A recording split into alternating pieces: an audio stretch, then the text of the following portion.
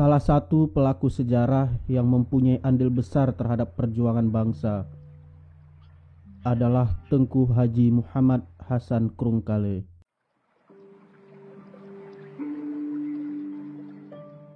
Ia berasal dari Aceh dan telah mengabdikan diri sebagai pejuang untuk memperoleh kemerdekaan Republik Indonesia.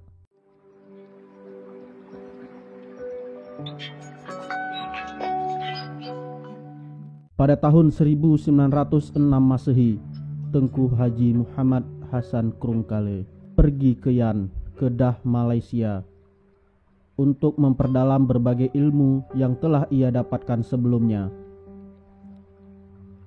Setelah menamatkan belajarnya di Dayahyan pada tahun 1910 Masehi, Abu Krungkale pergi ke Mekah untuk menunaikan ibadah haji sekaligus untuk melanjutkan pendidikan.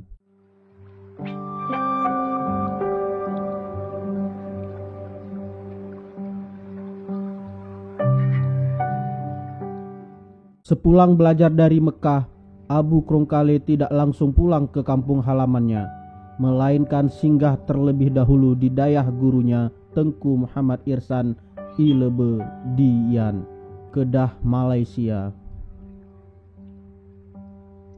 Paman Abu Krungkale, Tengku Muhammad Said, meminta ia pulang dan mengabdi di dayah Menasah Baru.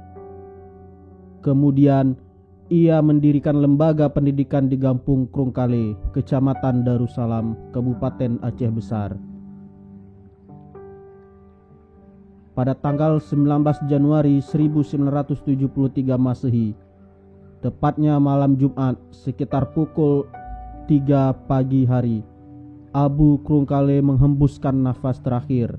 Beliau dimakamkan di Darussalam, Aceh Besar.